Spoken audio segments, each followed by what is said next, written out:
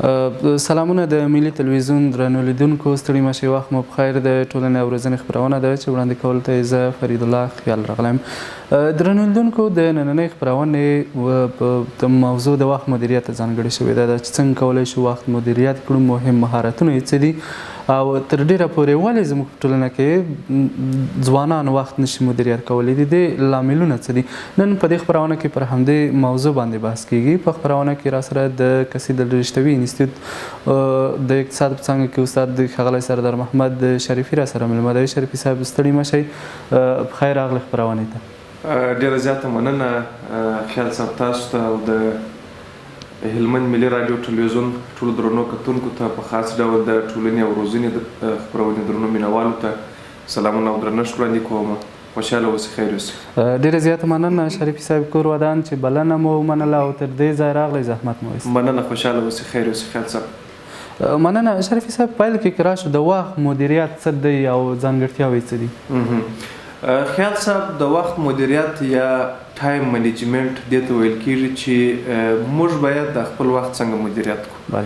یعنی مدیریت په ټوله کې منیجول، تنظیمول، هغه که د وخت وي، هغه که مثلا د ژوند د نورو ارزښتونو یا نور منابع وي، دا چې وخت هم د ژوند د ډیرو ارزښتمنو منابعو څخه ګڼل کیږي، نو اړینه ده چې باید ښه مدیریت یې وشي، اغیزمن مدیریت یې وشي تر څو وخت را وګرځول شي. یعنی وخت یو داسې منبع ده که موږ هره منبع په ژوند کې د لاسه ورکړو، ممکن موږ یو بدیل پیدا کړو، یا مثلا هغه په یو ډول نه په یو ډول باندې جبران کړو، را وګرځو. خو وخت هغه سرچینه یا منبع ده چې موږ هیڅ بدیل نسو پیدا کولی او تیر سوی وخت بیرته راګرځولی هم نسو. نو پکار ده چې په دې برخه کې له داسې یو د مهارتونو او تکتیکونو څخه کار واخلو تر څو وخت ښه تنظیم کړو. یعنی په تیر سوی وخت پسې ارمان ونه کړو. وخت مو باید داسې تیر کړی وي چې د وخت په مټ مو هغه خپل اهداف، هغه خپلو موخو ته رسېدنه کړې وي.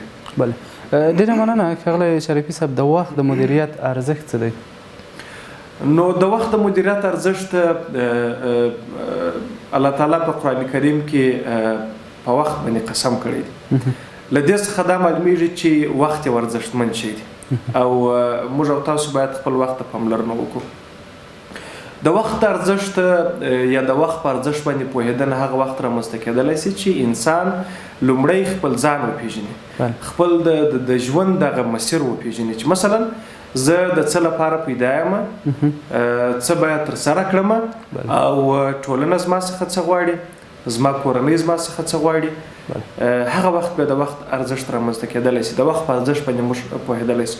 خو بدبختانه چې په ټولنه کې یو شمېر افراد شته د دې پر ځای چې د خپل وخت څخه ښه استفاده وکړي، بد استفاده ورڅخه کوي. یعنی که راسو نور نړۍ ته، نوره نړۍ په دې لټه کې ده چې مثلا دوی څنګه باید د دې خپل وخت څخه اعظمي استفاده وکړي. دوی وایي چې مثلا زما وخت کم دی، یا زه په اصطلاح باندې ټولو کارونو یا ټولو چارو ته رسېدنه نسم کولی. خو بدبختانه موږ وایو چې څنګه د خپل وخت په اصطلاح پاس کو، یا کله کله مثلا وایو چې ټایم پاس شو، سو وخت تیر سو. یعنی موږ د دې وخت ضایع کېدو ته یو ډول خوشحاله یو. کله چې مثلا ورځ تېرېږي پر موږ باندې په اسانۍ ډول باندې بې پلانه تېرېږي، بې موخې تېرېږي، شپه راځي موږ خوشحاله کېږو. کله چې مثلا شپه پر موږ باندې همداسې تېرېږي موږ سهار ته خوشحاله یو. نو بدبختانه چې د وخت د ارزښت په برخه کې موږ غفلت کړی دی او د ارزښت مو هغسې چې باید درک نه دی درک کړی. مننه شریفي صاحب. موخه یا هدف څنګه ټاکلی شو او عملي کول یې څه ډول دی؟ اول راځو موخه پیژنو چې موخه څه ته وایي. موخه یا هدف هغه راتلونکې غوښتل شوې پایله ده چې یو شخص د لاسته راوړلو په لټه کې وي. یعنی موږ او تاسو یو هیله لرو، یو موخه لرو. هیله دې ته ویل کېږي چې مثلا په اصطلاح تش په نوم یو امید دی چې د راتلونکي دپاره مثلا یو څوک لري چې زه غواړم په راتلونکي دا جوړ سم، یا مثلا دا کار وکم. یعنی په اصطلاح باندې هغه ځانګړتیاوي یا هغه مشخصات چې یوه موخه باید ولري په هیله کې شتون نه لري او موخه هغه ده چې د لاسته راوړلو لپاره دوامدار هڅه کیږي. نو د ژوند لپاره موخه ټاکل ډېر ساده خبره ده. موخه ټاکل ساده خبره ده، خو اما د موخې لاسته راوړل او د هغې لپاره پلان جوړونه مثلا او داسې یو موخه ټاکل چې مثلا هغه باید د موخې هغه ټولې ځانګړتیاوې ولري. مثلا موخه روښانه او مشخصه باید وي، د لاسته راوړلو وړ باید وي، مثلا حقیقت لرونکی مثلا باید وي، د وخت محدودیت باید مثلا ولري. یعنی هغه وخت موږ باید وټاکو چې په دغه وخت کې زه دغه موخه لاسته راوړلی سم. نو کله چې موخه وټاکل سوله بیا موږ کولی سو چې د دغو ځانګړتیاوو په پام کې نیولو سره خپله موخه لاسته راوړو او د عملي کولو او لاسته راوړلو په برخه کې ګامونه پورته کړو. ډېره مننه ښاغلی شریفي صاحب. څنګه کولی شو وخت په مؤثره توګه مدیریت کړو؟ د وخت مدیریت خیال صاحب تر ټولو ښه خبره دا ده چې موږ اولویتونه وټاکو. صحیح دي. کله کله زموږ څخه وخت په دې خاطر باندې ډېر بې ځایه تللی وي یا ضایع سوی وي چې موږ په ژوند کې هغه شیان چې زموږ وخت ضایع کوي یا په ټوله کې د وخت ضایع کوونکي فاکټورونه چې کوم دي هغه موږ نه دي پیژندلی چې موږ وخت ضایع کوي. موږ کله کله مثلا ډېر اړین کارونه شاته پرېښي او وخت مو داسې کارو ته ورکړي چې هغه زموږ دپاره د ورځې په جریان کې اولویتونه نه لري. دلته ښه خبره دا ده چې موږ اولویتونه باید وټاکو چې مثلا اول زه باید کوم کار ترسره کړم او د دې اولویتونو د ټاکنې دپاره تر ټولو مهمه دا ده چې موږ یو ورځنی پلان ولرو. د ورځني پلان په مټ باندې موږ کولی سو چې وخت ښه مدیریت کړو. یعنی هر څه ته یو منظم پلان ولرو، یو منظمه مخکنۍ ذهني طرحه ولرو. کله چې یو منظمه مخکنۍ ذهني طرحه موږ ونه لرو، مثلا په ورځني ژوند کې پلان ونه لرو، بیا موږ نسو کولی چې وخت ښه مدیریت کړو. بله، ډېره مننه ښاغلی شریفي صاحب. د وخت د ضایع کېدو فکتورونه مثلا څه کېدلی شي او دغه مهم او ګټور فکتورونه یې څه دي؟ خیال صاحب د وخت په ضایع کېدونکو فکټورونو کې ځینې مسایل راځي چې په لنډ ډول به ورڅخه یادونه وکړو. لومړی دا چې بې ځایه ناستې، بې ځایه مجلسونه، بې ځایه ملاقاتونه هغه چې موږ ته اولویت نه لري دا د وخت په ضایع کېدونکو فکټورونو کې راځي. دوهم دا چې د ټولنیزو رسنیو ډېر استعمال. موږ او تاسو وینو چې کله کله موږ تر حد زیات د ټولنیزو رسنیو استعمال ته ډېر مثلا وخت ورکړی. فیسبوک دی مثلا، نور مسایل دي، موږ او تاسو یې کاروو. بل خبره دا چې د وخت په ضایع کېدونکو فکټورونو کې یو هم د یو منظم ورځني پلان نه درلودل، دا هم زموږ وخت ضایع کولی شي. یعنې په هغسې ډول چې موږ باید خپل ورځنۍ چارې تنظیم کړو، په هغسې ډول باندې موږ خپل ورځنۍ چارې نسو تنظیمولی. همداسې د کار نه مسلکیتوب، د کار نه مسلکیتوب یعنی په اړوند برخه کې نه مسلکیتوب، نه تجربه، غفلت کول، دا هم د وخت د ضایع کېدونکو فکټورونو څخه راځي. ځکه کله چې څوک په یو برخه کې مسلکي نه وي، طبعا دغه څخه پر یو کار باندې وخت ډېر ضایع کېږي. یو مسلکي شخص چې مثلا یو کار په څومره لنډ وخت کې کوي، یعنی یو غیر مسلکي کس کار په هغومره وخت کې نشي کولی. یعنې په ټوله کې دلته کار باید اهل کار ته وسپارل شي. کار چې کله اهل کار ته وسپارل شي، په دې وخت کې موږ او تاسو د وخت سپما کولی شو. بله خبره دا چې هر تغییر د ذهن څخه شروع کېږي. خیال صاحب، لومړی باید موږ او تاسو د خپل ذهن تغییر کړو. د خپل ذهن ته د سهار څخه باید یو داسې انګیزه ورکړو چې نن ورځ ما لپاره ډېره مهمه ده او زه باید په خپل نن ورځ کې هغه لاسته راوړنې ولرم کوم چې زما په ورځني پلان کې. یعنې د خپل مایند سیټ، د خپل ذهنیت باید داسې جوړ کړو. نو هر تغییر لومړی د ذهن څخه شروع کېږي. دا اوس چې موږ په نړۍ کې کم تغییرات وینو، کم پرمختګونه وینو، دا ټول د همدې ذهن زېږنده محصول دی. یعنې کله چې موږ یو مثبت فکر ولرو، بیا موږ کولی شو وخت هم ښه تنظیم کړو او چارې هم ښه ترسره کړو. یعنې اول باید پر ذهن باندې دا ومنو چې نن ورځ زما دپاره قیمتي ورځ ده او زه باید ضایع نه کړم. ډېره مننه ښاغلی شریفي صاحب. د وخت د مدیریت لپاره ساده تمرینونه څه دي؟ ډېره زیاته مننه خیال صاحب. د وخت دپاره، د دې دپاره چې مثلا موږ وخت ښه تنظیم کړو او د وخت مدیریت ته مو په اصطلاح باندې له وړاندې خپل ذهنیت قوي کړی وي، په اصطلاح یو تمرین مو ورته کړی. هغه ول دا دی چې موږ باید له داسې خلکو سره ناسته پاسته وکړو چې هغه خپل یوې دقیقې ته هم حساب کوي. یعنی د هغوی ذهنیت، د هغوی فکر زموږ پر فکر باندې مستقیما تاثیر اچوي. کله چې هغوی وایي چې مثلا زم د پلانکي کار وخت مې دی، یا مثلا د ډیرو خبرو وخت نه لري، نو دلته عموما هغه کسان چې ناست وي چې د وخت ضایع کېدو ته یو پلمه لټوي، دغه سره خپله دا فکر پیدا کېږي چې مثلا کشکې زه هم داسې مصروف وای تر څو ما خپل وخت حساب کړی وای. نو دا تر ټولو مهمه مسله ده. بل لکه مخکې چې مو ټینګار وکړي، بیا هم زه ټینګار کوم چې دا ډېره مهمه خبره ده، هغه پلان دی، ورځنی پلان دی. یعنی هر هغه کار چې بې پلان او بې فکره ترسره کېږي مؤثریت یې کم وي. موږ نشو کولی چې مثلا هغه کار په ښه ډول باندې ترسره کړو. بل عموما د ورځني کارونه چې زموږ څخه اکثره وخت ګډوډ کېږي، هغه دا دی چې موږ د شپې د پیله څخه د ورځې په اړه باندې کوم فکر نه لرو. یعنی د یوې ښه ورځې دپاره موږ باید د شپې څخه یعنی داسې یو فکر را سره وي. کله چې مثلا جومات ته ځو، جومات کوو، راځو، بې ځایه باید ځان مصروف ونه کړو، ځان باید خوب ته وسپارو. یعنی دا د دغه ځای څخه موږ او تاسو کولی شو چې ورځ بیا ښه تنظیم وکړو. کله چې موږ شپه داسې تېروو چې د سبا په اړه فکر نه وي را سره، فرض که موږ او تاسو تر 1-2 بجو پورې مثلا مجلس کوو، طبعا زموږ ورځ به نارام وي. طبعا هغه چارې چې موږ ترسره کوو هغه د ورځې د چارو مؤثریت به کم وي. یعنی د شپې څخه زموږ سره باید دا فکر را سره وي. سهار مهال باید پر وخت باندې مثلا پاڅو، پر وخت باندې باید کښېنو، مثلا سهارنی ورزش باید وکړو. یعنی سهارنی ورزش د ورځې په جریان کې زموږ او ستاسو باور زموږ او ستاسو پر ځان باندې ډېره وي. یعنی د ورځې په جریان کې هغه کم خسته‌توب چې موږ لرو، هغه پر ځان باندې چې کومه بې باوري لرو، یا هغه زړه نازړه‌توب چې لرو، دا موږ او تاسو ټول کولی شو په سهارني تمرین سره او پر وخت باندې کښېنستل په دې سره موږ له منځه یوسو. یعنی موږ به د ورځې په جریان کې ډېر داسې برجسته یو. نو دا هغه ساده لارې چارې چې موږ او تاسو کولی شو وخت ورباندې ښه تنظیم کړو. بل د ښه علمي کتابونو مطالعه کول. کله چې ذهن جوړ وي، انسان مثلا مطالعه ولري په ورځني ژوند کې، د علمیت له پلوه غني، طبعا هغه خلک خپل یوې دقیقې وخت هم حساب کوي، نه غواړي چې خپل وخت بې ځایه تېر کړي. نو له ښه ملګري سره، له ښه کتاب سره وخت تېرول او خپل وخت په ارزښتمنه سترګه کتل، عموما د هغو خلکو ژوند مطالعه کول چې هغوی په ژوند کې یو څه کړي دي، مثلا هغوی په ژوند کې یو مقام ته رسېدلي دي. دا اوس چې موږ او تاسو وینو کوم خلک چې سترو مقامو ته رسېدلي دي، دې خلکو د ژوند سر خطرونه پر ځان باندې منلي دي. دې خلکو خپل د ژوند یوه دقیقې وخت هم حساب کړی دي.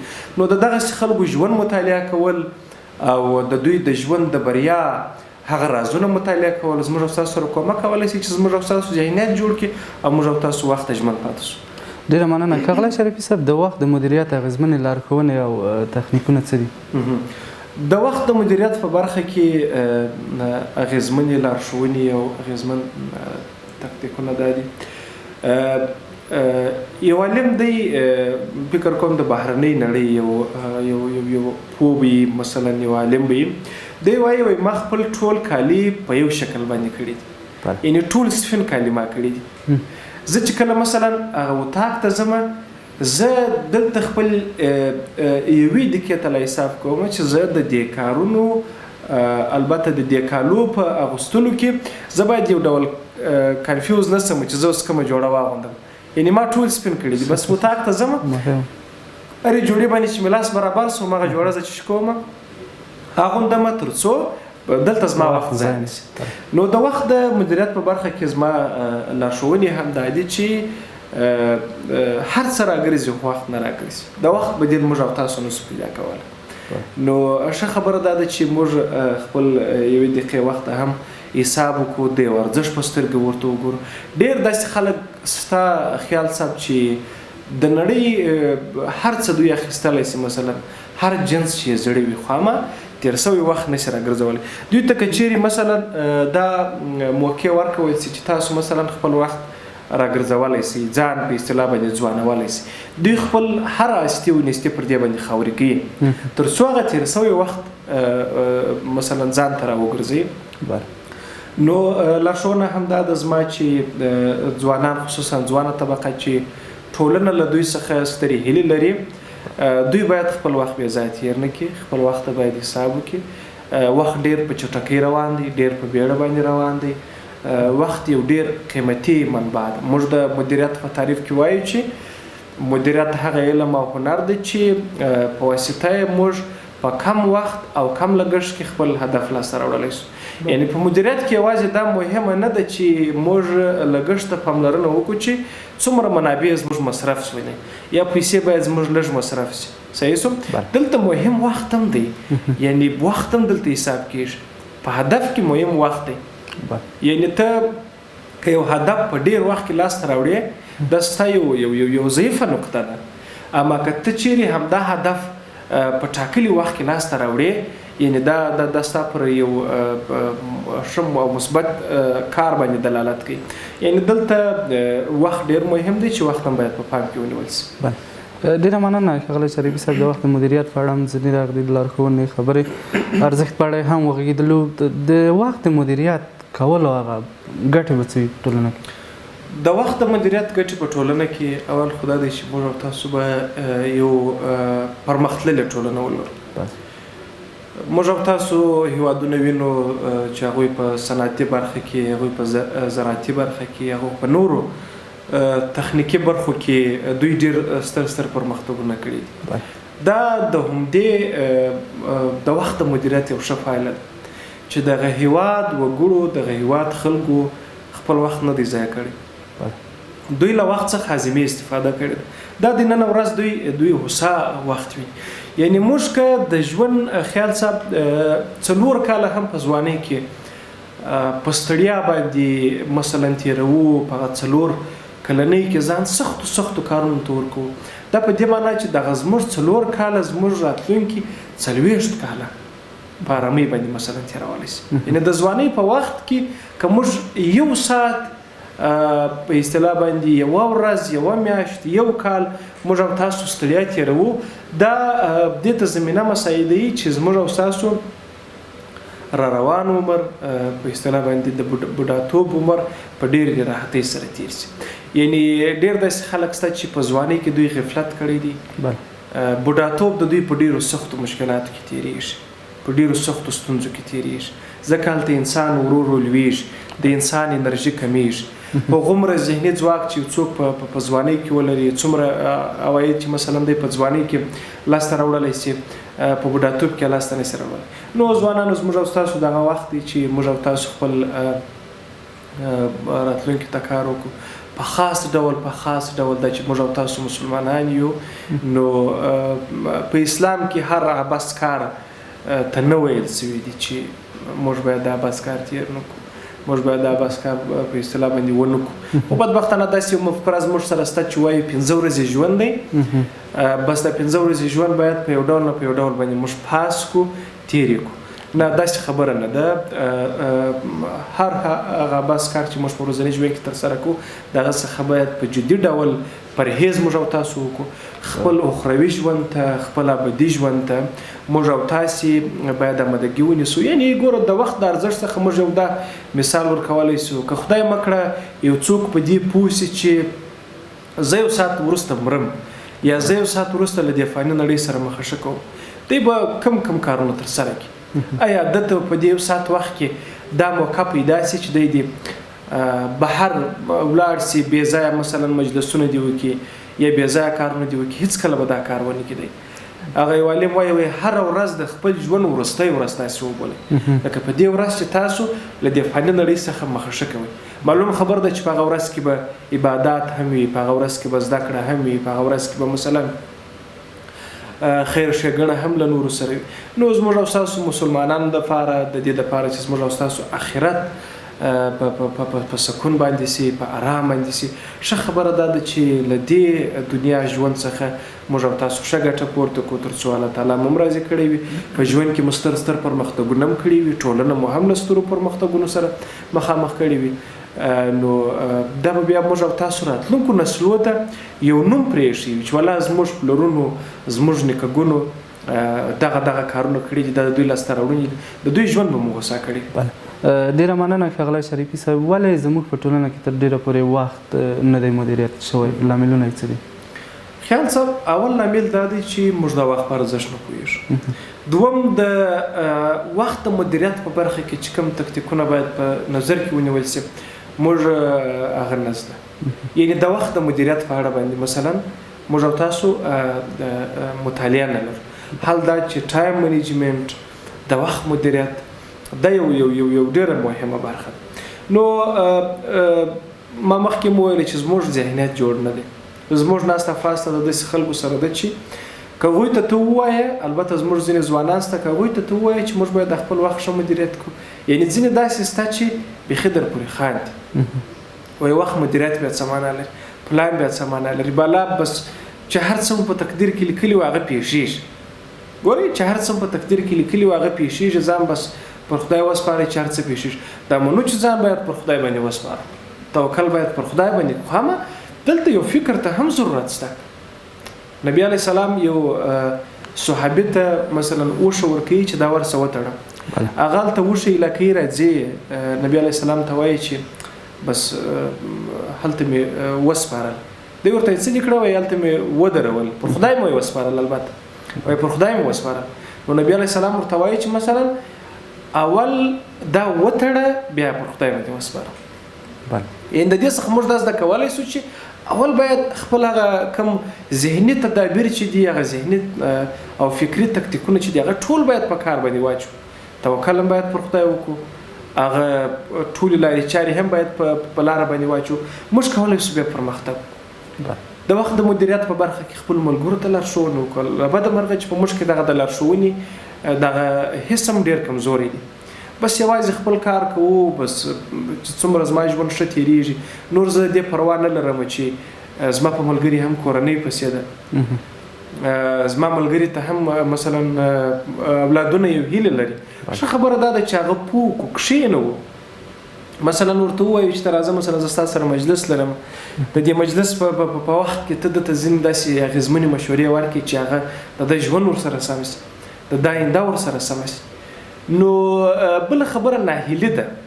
کله چې انسان ناهیلی شو بیا هیڅ شي ته انسان حساب نه کوي، نه وخت حساب کوي، نه نورو منابعو ته حساب کوي. ځوان باید ناهیلی نه شي. ځوان چې ځوان ته ځوان وایي، هیڅ کله باید په هیڅ معنا دی باید تسلیم نه شي، په هیڅ معنا دی باید ځان ته دا ونه وایي چې زه دا نشم کولی، یا د زما دپاره کومه ګټه نه لري، یا زه مثلا ناهیلی یم. نو دغه د ناهیلۍ حس د ژوند هر څه ګډوډوي، خوب هم ګډوډوي. عموما هغه کسان چې په ژوند کې ناهیلي دي دوی ډېر ناوخته کښېني، زړه یې نه غواړي چې کښېني، بې پلان او بې موخې. هغه یو عالم وایي که چیرې پر تا باندې سار سو، تا کومه موخه او هدف ونه درلودی، نو همهغه بستره ستا پر ګټوره ده. یعنې لومړی کمپلې څخه مه راولاړېږه. یعنې معلومه خبره ده چې ته کله د راولاړېږه، ته بې پلان او بې موخه، ستاسو شاید داسې عبس کارونه وشي چې مثلا غیبت وشي، نور عبس کارونه وشي چې ستا په اصطلاح کمپله پر غوره تمامه شي. نو ښه خبره دا ده چې موږ او تاسو باید د وخت د مدیریت په برخه کې مطالعه وکړو، پلان ولرو او ناهیلي نه شو. ناهیلي د هرې بدمرغۍ یو پیل دی. یعنی دا خپله د شیطان یو دوکه هم د موږ ته. مسلمان باید هیڅ کله ناهیلي نه شي. الله تعالی موږ او تاسو ته وایي چې لا تقنطوا من رحمت الله، هیڅ کله زما د رحمت څخه مه ناامیده کېږه. زما د رحمت دروازې ستاسو پر مخ خلاصې دي او زما رحمت لوړ دی. نو دلته خپله د شیطان غواړي چې موږ او تاسو په یو ډول نه په یو ډول باندې د الله تعالی د دې ستر دربار څخه، له دې سترې دروازې څخه موږ او تاسو ناهیلي کړي. کله چې ناهیلي شولې بیا د ښه کار ته هم لاس نه ورځي، بیا بې پلانه هم یې، بیا به په اصطلاح پر خوب هم ډېر وخت درڅخه ضایع کېږي، بیا به هیڅ پلان او موخه هم ته ونه لري. یعنې ناهیلي ډېره بده ده. زما ځوانانو ته دا سپارښتنه ده چې هیڅ کله مه ناهیلي کېږئ، هیڅ کله ژوند ته مه تسلیمیږئ. همدا ستر پرمختګونه چې په نور نړۍ کې خلکو کړي دي همدا ستر پرمختګونه تاسو هم کولی شئ. ډیره زیاته مننه ښاغلی شریفي صاحب کور ودان چې بلنه مو ومنله او تر دې ځای راغلی زحمت مو وست. ډیره زیاته مننه خیال صاحب ستاسو څخه د هلمند ملي راډیو ټلویزیون له درنې رهبرۍ څخه چې دغسې د ځوانانو لپاره پروګرامونه په لاره اچي. خوشحاله اوسئ. مننه خوشحاله اوسئ. د ټولنې او روزنې خپرونې درنو لیدونکو دا وه د ټولنې او روزنې خپرونه چې نننۍ موضوع د وخت مدیریت ته ځانګړې شوې وه. په دې هیله یم چې د خپرونې تر پایه راسره پاتې شوي وئ او عملتیا مو راسره کړې وي. تر بیا او بلې خپرونې چې زه فریدالله خیال ستاسې درانه چوپړ ته حاضرېږم تاسو ته ښې چارې ښه وختونه لوی الله مو مل شه.